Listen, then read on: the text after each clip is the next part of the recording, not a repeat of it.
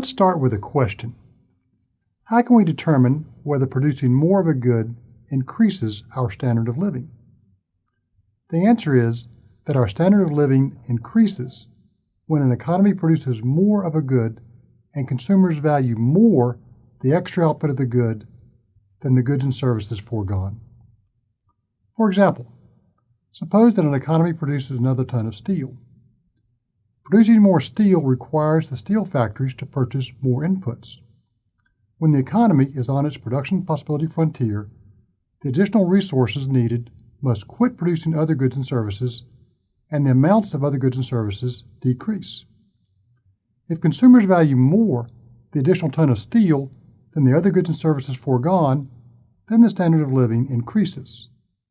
If consumers value more the other goods and services foregone than the additional ton of steel, then the standard of living decreases. Now, how can we measure the value of producing more of a good or service? The highest price a consumer is willing to pay measures the value of the last unit produced. Suppose that the quantity of steel demanded increases from 99 tons to 100 tons when the price of steel decreases from $4.15 per ton to $4 per ton. This tells us that someone values the 100th ton of steel at $4. A rational consumer would pay $4 for a ton of steel only if the value was greater than or equal to $4, but would not pay $4 if the value was less than $4. Now, how can we measure the opportunity cost of producing more of a good or service? The marginal cost measures the opportunity cost of the last unit of a good produced. Producing more steel requires the steel factories to purchase more inputs. These inputs are valuable to other employers and firms. If the consumers value highly the goods and services produced by the other employers and firms, the steel factories must pay high prices to get the inputs to move. As a consequence, the marginal cost of producing more steel reflects the value consumers place on the goods and services foregone. This analysis tells us that the socially efficient quantity equates price and marginal cost. When price is greater than marginal cost, the value of an additional unit of the good is greater than its marginal cost, and our standard of living increases as output increases. When the price is less than marginal cost, the value of an additional unit of the good is less than its marginal cost, and our standard of living decreases as output increases. Now let's compare the outputs in perfect competition and monopoly with the socially efficient quantity. Perfectly competitive industries tend to produce the socially efficient quantity.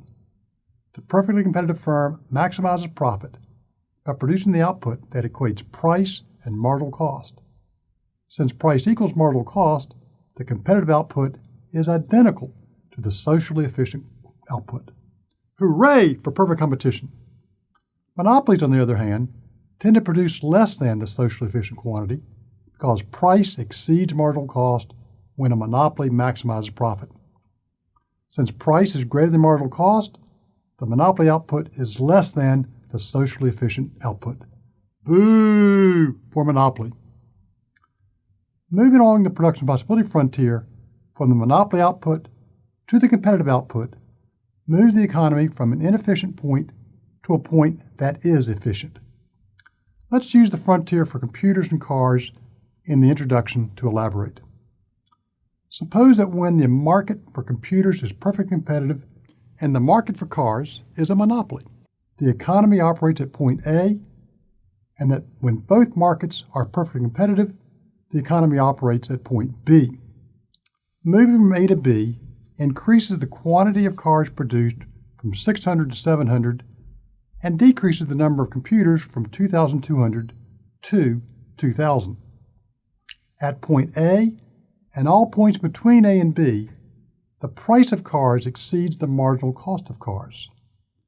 This means that as we move from A to B, the value of the extra cars produced exceeds the value of the computers foregone. Since the value of the extra cars exceeds their opportunity cost, point B is a more efficient allocation of resources than point A. Yay for perfect competition!